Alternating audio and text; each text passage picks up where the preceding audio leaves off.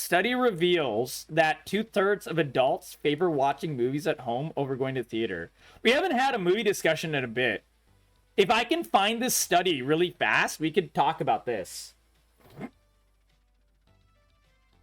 Let's see if we can find the discussion.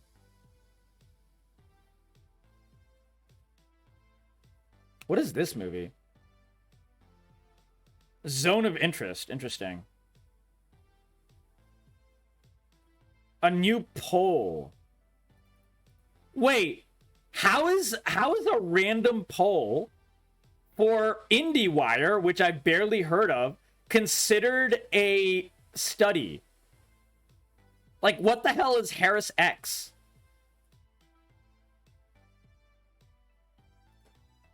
Oh, marketing research.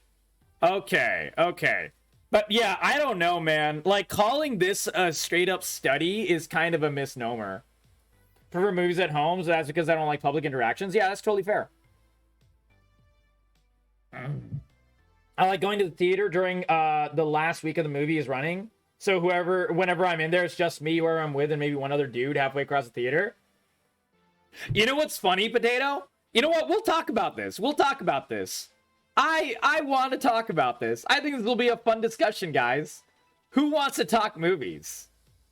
Sometimes I like to talk about movies. I'm a big cinephile. I love discussing movies. I love talking about, fun movies and stuff. But yeah. And it's one of my passions in life. Like, my favorite way to relax, guys, is to literally just watch a movie. I've watched, like, I don't know, thousands and thousands and thousands of movies. I grew up on movies. My dad, a little bit of history.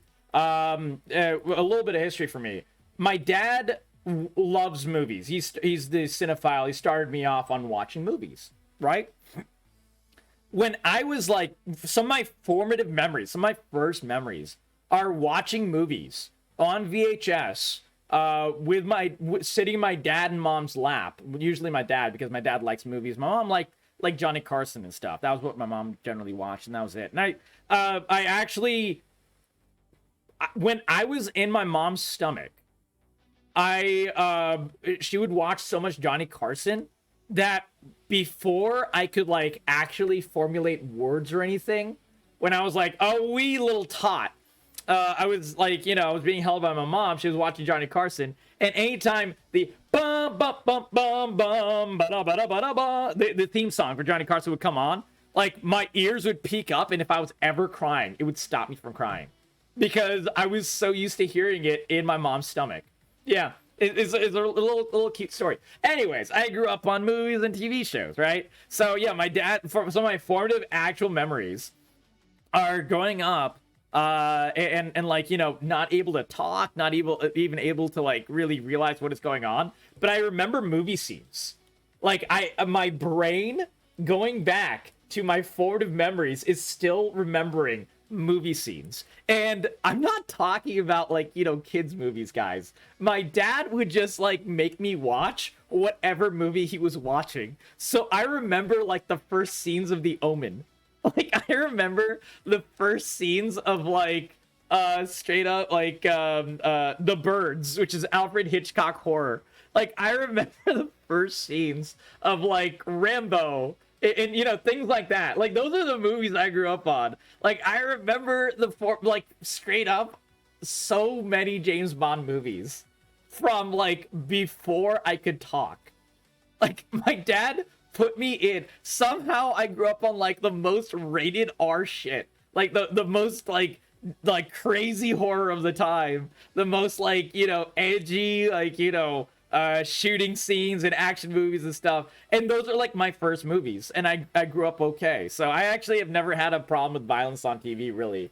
But yeah, I think what really counts these days with these types of things is parenting. So anytime someone comes up to me with like, oh man, there's so much violence in video games and movies, nah man, you're just a bad parent, you're just a bad father, you're just a bad mother. Like straight up, pay more attention to your kid, talk to them about these things, and it'll really not just be an issue ever. Like that's what I always say. Anyways, random aside, so that's my history of movies, guys. I'm a huge cinephile, watch hundreds of movies. Let's see this little IndieWire discussion here. 2/3 of US adults would rather wait to watch movies on streaming.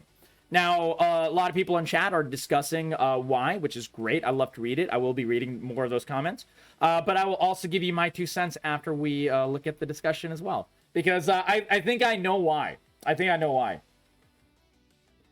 I'll have a couple of hot takes with this, my friends. I will have a couple of hot takes. Okay.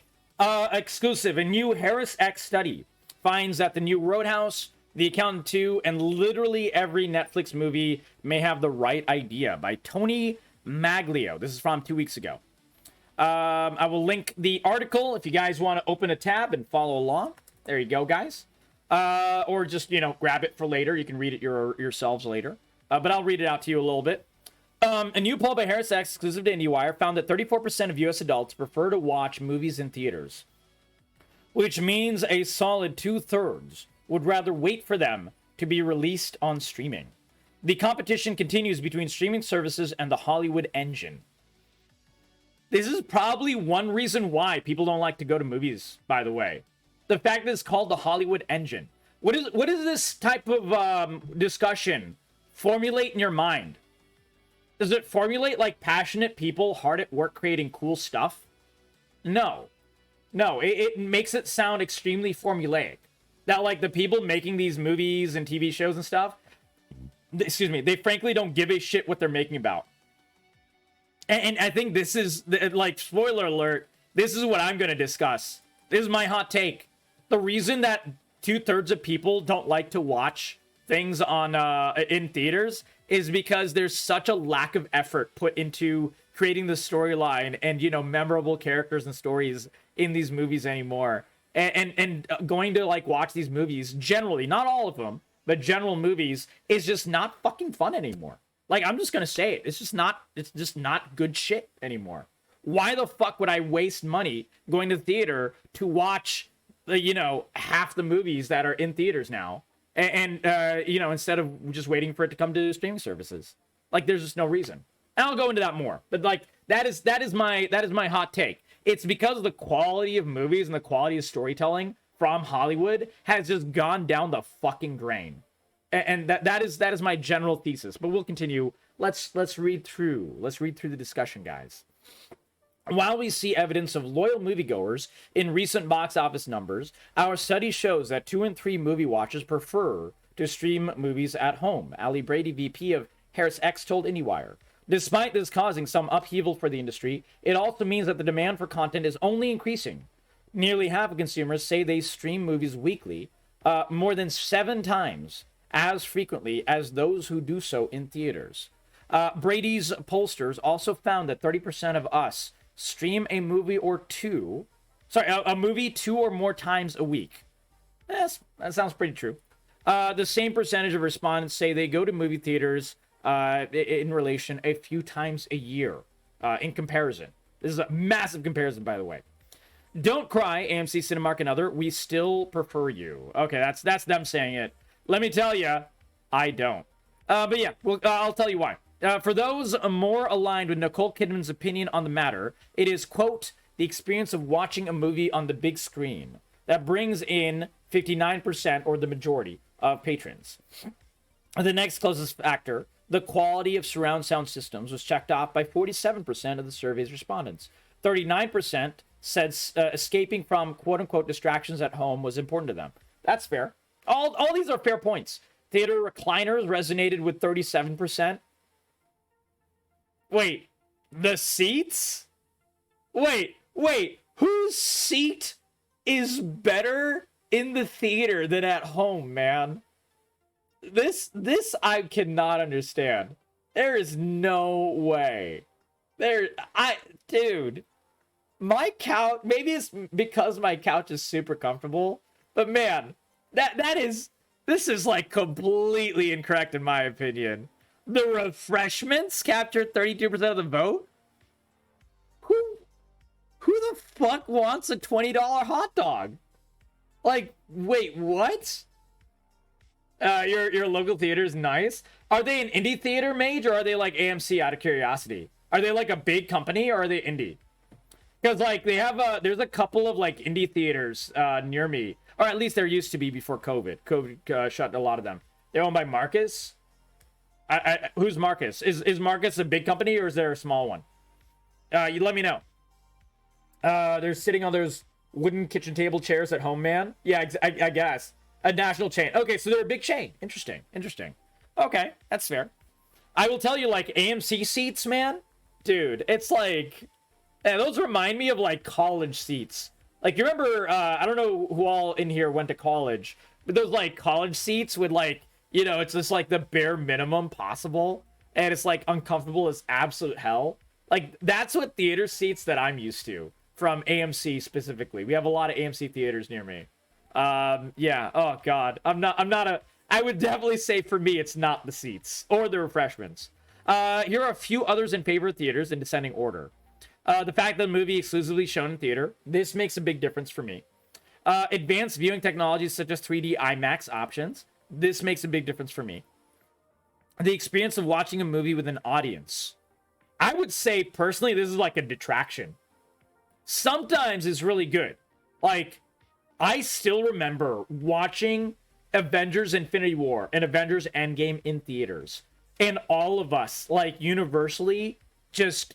half of us are in costumes and we're just like gasping in awe and we're like crying, and not, I wasn't crying, but like, you know, I was crying in Endgame, man. Captain America's ending and everything like that, man, that shit had me in tears.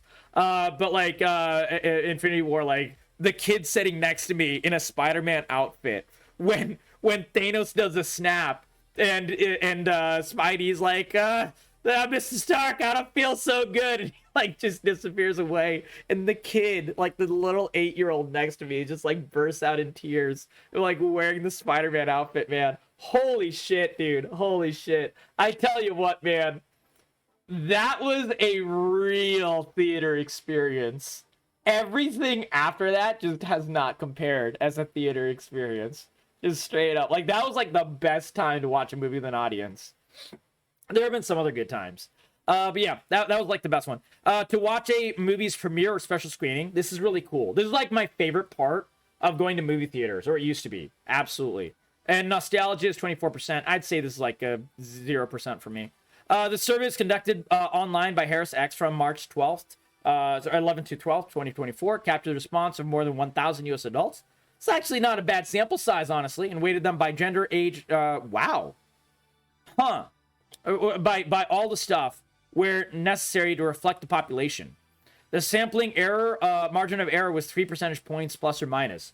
This is actually a really, really well-made study. Guys, I must apologize. IndieWire and Harris X, I was not familiar with your game. The methodology of your study is a lot better than I expected. Is it a perfect methodology? No. A sample size is still too small to be a perfect methodology. There's a lot of, downsides to the methodology. As a researcher, I am a researcher. I worked 10 years in cancer research. But all told, for a random, just like a random, IndieWire.com, this is a pretty good study. Like, I'm not going to lie. Their methodology has been pretty good here. Very, very much better than I expected. And then there are the homebodies. To be fair, we can also generally relate to this group. Most, 53% of those who do not frequent theaters, cited the cost of movie theater tickets as a major reason. Yes. 42% also mentioned the cost of concessions. Yes. Too expensive. While those recliners were pretty solid motivator for the theater crowd, even a larger percentage loved the comfort of viewing at home versus in a theater as a reason to wait. Yeah, I agree with all these. All three of these are big with me. 24% said they were straight up uninterested. We're not sure what their problem is. Oh, I'll tell you. I can understand this group, and I can probably extrapolate what they're uninterested in. I'll tell you that afterwards, Solar. My major, okay. So in undergraduate, I was neurobiology, physiology major. I was also pre-med, and I was public and community health. So I did a lot of majors in college. Then afterwards, I was going to be a doctor. I did all of my prereqs for going into medical school. I did my MCATs and everything. And then I decided to instead go into a master's program for epidemiology, which is to study diseases focused on cancer research. And so all my research was on cancer research. And I ended up working for the government, for the NCI, National Cancer Institute, for over a decade. So that is my history, Solar. That is my research history. So when I talk about like my ability to understand and extrapolate and discuss research, guys, let me tell you, I know what I'm talking about. And now I put all of that like skills that I gained from research and everything, Solar, into business, because working in business is less reprehensible than working for the government doing cancer research. And I'm not even kidding. It's like working for the government was that disillusioning and that fucking egregious, in my opinion. It was like one of the worst experiences of my life. And I hated like pretty much 90% of the moments of it. And I loved the work. That was the sad part. I loved the work. Oh, God. Anyways. I can talk about that later. That is a discussion for a later time. But yeah, concerns over sanitation and hygiene, like COVID and the flu, keep 23% of respondents away. This is a huge thing for me, by the way, guys. Like, my mom is a cancer survivor.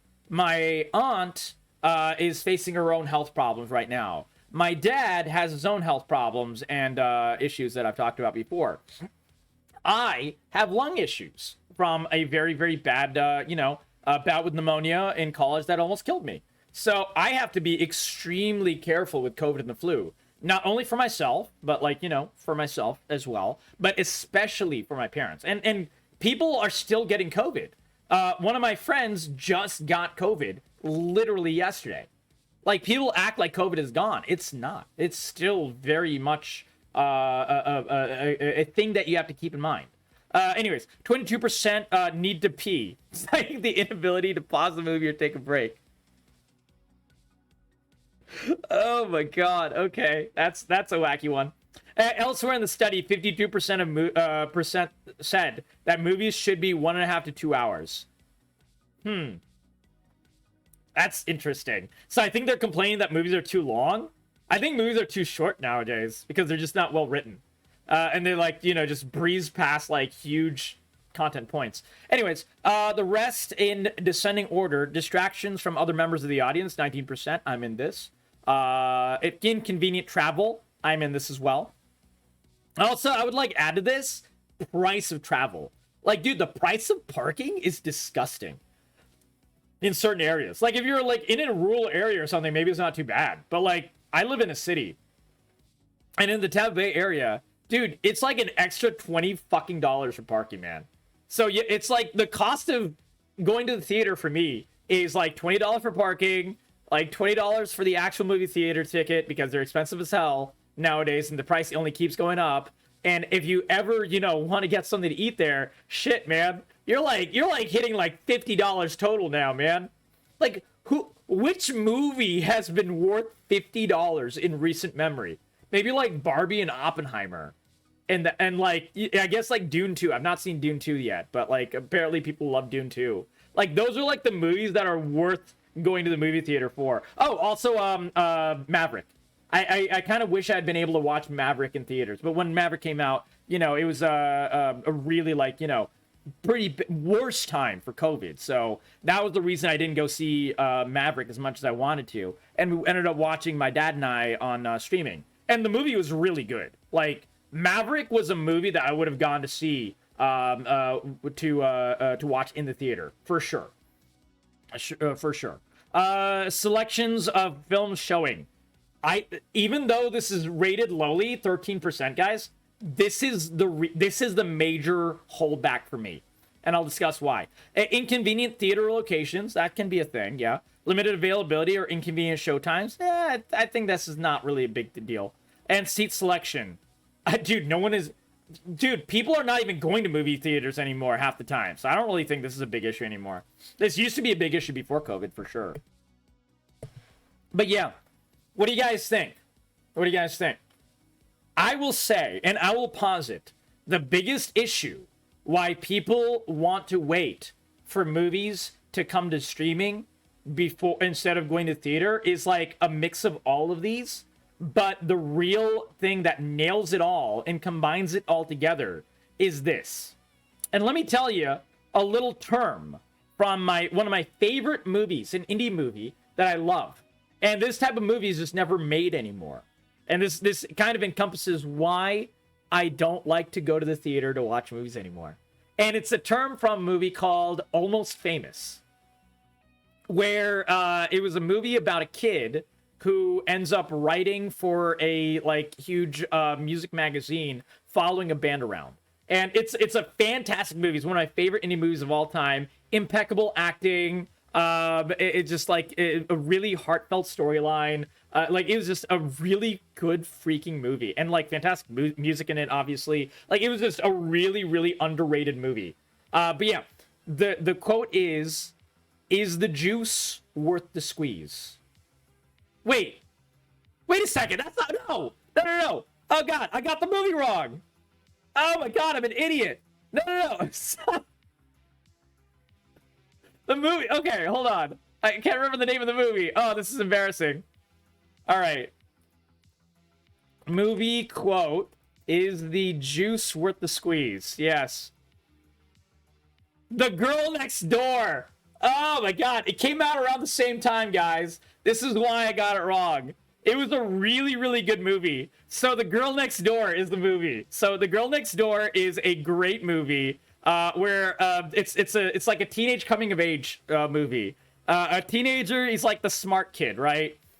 He's played by Emile Hirsch. Isn't Emile Hirsch the guy in the Almost Famous movie? Is that why? Oh no, he was in Speed Racer. Yeah, he's a great actor, by the way. He's an insanely good actor. But yeah, Emile Hirsch. He plays like the really studious, introverted, smart kid with like just very few friends, and he watches a lot of porn. Something we can all relate to. No, I'm kidding. And his dreams come true when a former porn star moves in next door, and they legitimately fall in love. He doesn't even realize that she's a porn star for like the first quarter of the movie. She's just like this, like, very interesting girl with like this, dark shadiness, everything like that. And it becomes this like coming of age story. And he's like completely falls in love with this girl, and he like kind of learns about life and everything. And Timothy Oliphant plays a porn director in the movie, and one of the big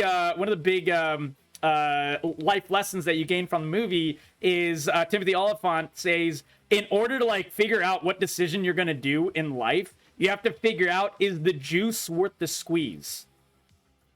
And I tell you, I get like half of my life lessons from movies, and I think that's it's served me pretty well in life. And so yeah, it was one of those like lines that just stick with me. You have to be able to accept the consequences. So really, is the selection of movies available in the theaters right now that Hollywood is producing in the Hollywood machine, as they call it here, very illustratively, are they good? Are they good enough to like deal with paying $50 essentially, all told, including concessions and everything?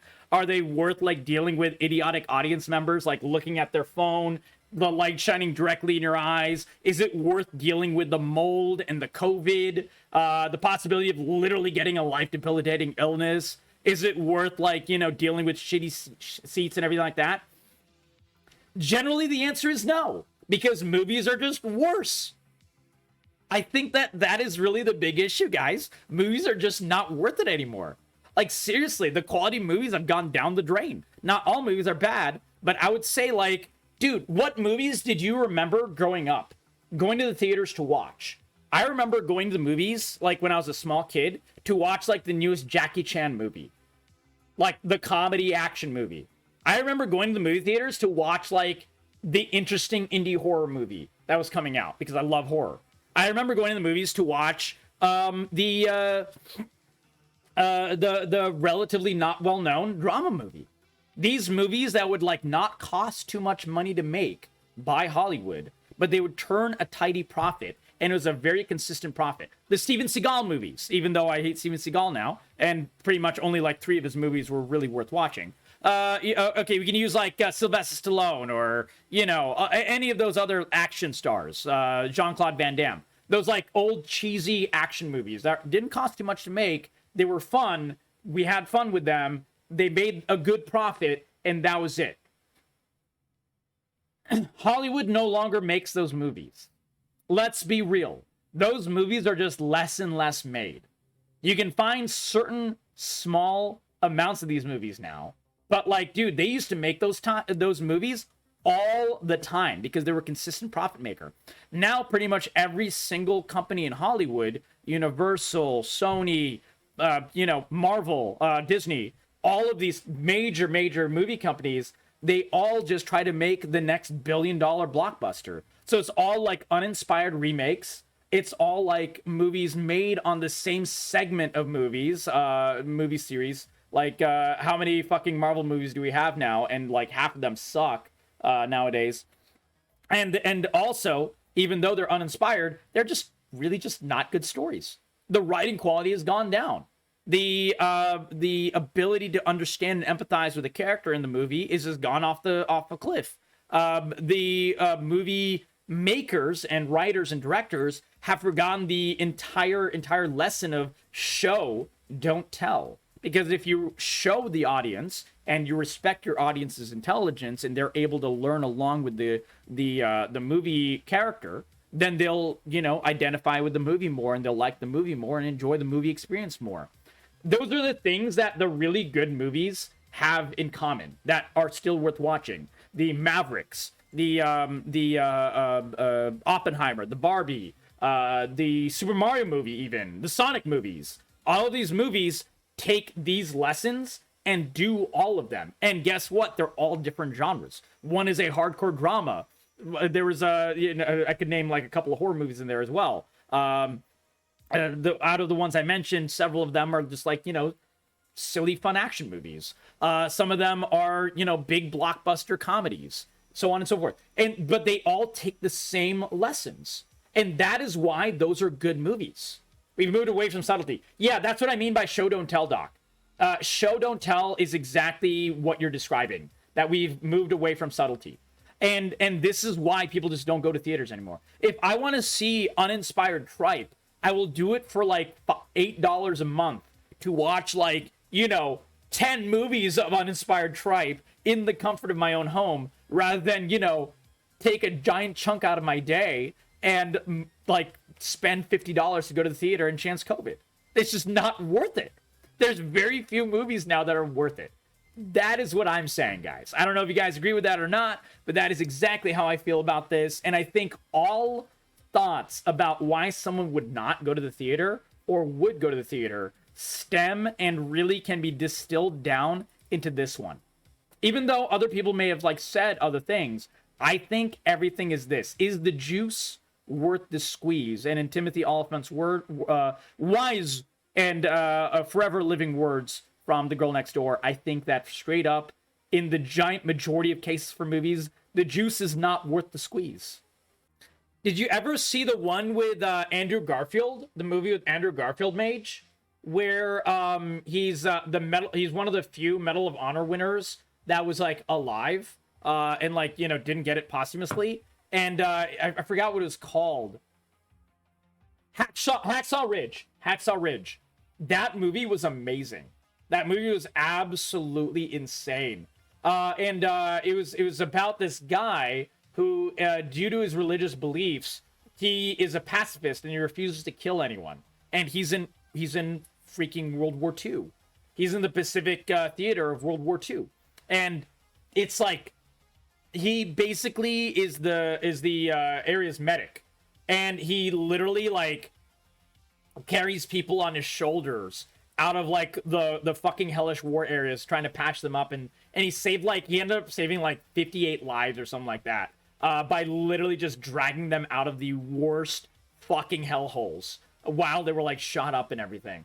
It was insane, Mage, and it's a true story. It's a true story. He was one of the few Medal of Honor winners who got it without it being posthumous, because he lives, and also he got it while being a complete and utter pacifist. It was an amazing story, and an amazingly, horrifically well done movie. The movie is, oh god, horrifying. Most good horror movies. Sorry, most good war movies. I almost said horror. Are horrifying.